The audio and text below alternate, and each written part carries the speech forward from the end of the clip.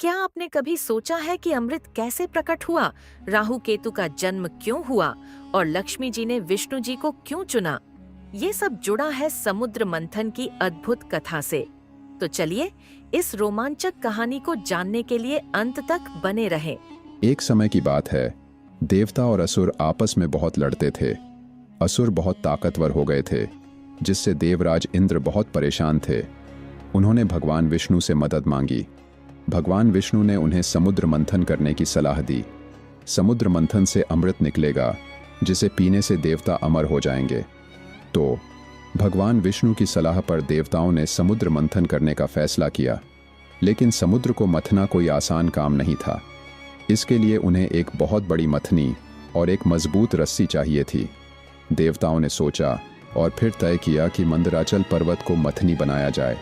लेकिन इतने बड़े पर्वत को कौन थामेगा? इस पर भगवान विष्णु ने कछुए का रूप धारण कर लिया और पर्वत को अपनी पीठ पर ले लिया। अब बारी आई रस्सी की। देवताओं ने समुद्र में रहने वाले सबसे बड़े सांप वासुकी को रस्सी बनाया। लेकिन वासुकी बेहद जहरीला था, इसलिए देवताओं ने उसका मुंह असुरों की तरफ और पूंछ अपनी तरफ करके पकड़ा। सब कुछ तैयार हो जाने पर देवता और असुर मिलकर समुद्र मंथन करने लगे। मंथन से जो कुछ निकला वो तो सुनिए। समुद्र मंथन से कई अद्भुत चीजें निकलीं। सबसे पहले निकला बेहद खतरनाक हलाहल विष, जो पूरी दुनिया को तबाह कर सकता था। लेकिन भगवान शिव ने सबकी रक्षा के लिए इस विष को पी लिया। फिर निकली कामधेनु गाय, जो किसी भी चीज की कामना पूरी कर सकती थी। इसके बाद निकले ऐरावत नाम का बहुत ही खूबसूरत हाथी, जिसे बाद में देवराज इंद्र अपना वाहन बनाया। फिर निकला चंद्रमा, जिसकी खूबसूरती देखते ही बनती थी। उसके बाद प्रकट हुई अप्सराएं, जो अपनी सुंदरता से सबका मन मोह लेती थीं। और फिर क्या आप जानना चाहेंगे कि सबसे खास क्या निकला?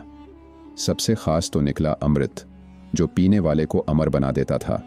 लेकिन ये अमृत पाने की होड़ में देवता और असुर आपस में लड़ने लगे। फिर क्या हुआ, ये तो आपको भी पता होना चाहिए। ठीक है, तो सुनो। सबसे खास तो निकला अमृत, जो पीने वाले को अमर बना देता था। लेकिन ये अमृत पाने की होड़ में देवता और असुर आपस में लड़ने लगे। भगवान विष्णु को इस बात का समाधान सूझा। वो मोहिनी नाम की एक खूबसूरत महिला का रूप धारण कर देवताओं के सामने आ गए। मोहिनी की खूबसूरती देखकर सारे असुर उन पर मोहित हो गए। भगवान विष्णु ने इसका फायदा उठाया और असुरों को अलग कर दिया। फिर उन्होंने देवताओं को अमृत पिलाना शुरू कर दिया। लेकिन एक असुर, नाम था राहु, वो छिपकर अमृत पीने लगा। सूर्य और चंद्रमा ने उसे देख लिया और विष्णु जी को बता दिया।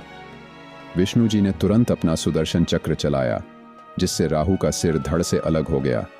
लेकिन क्योंकि राहु ने थोड़ा बहुत अमृत पी लिया था, इसलिए वो मरा नहीं।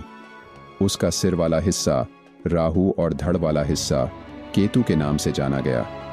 ये वही राहु और केतु हैं जो आज भी सूर्य और चंद्रमा का पीछा करते हैं, जिससे सूर्य ग्रहण और चंद्र ग्रहण होता है। इसके बाद समुद्र से और भी कई अनमोल चीजें निकलीं।